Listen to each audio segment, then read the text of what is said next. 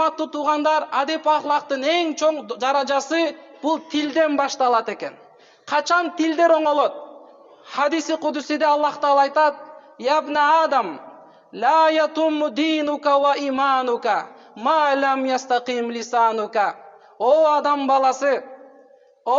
баласы, силердин диниңер дагы, силердин иманыңар дагы толук болбойт, силердин тилиңер түздөлмөйүнчө дейт. Тил түздөлмөйүнчө эч качан иман дагы толук болбойт, эч качан диниң дагы толук болбойт. Вала ястакиму лисанука хатта тастахия мин раббика.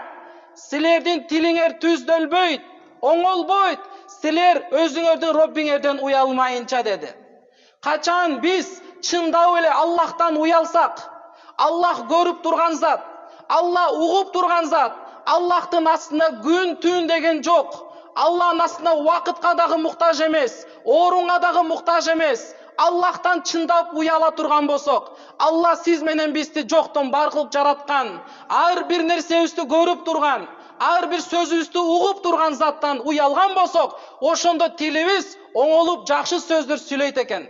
Качан тилдерибиз оңолсо, ошондо биздин динибиз дагы, иманыбыз дагы толук болот экен.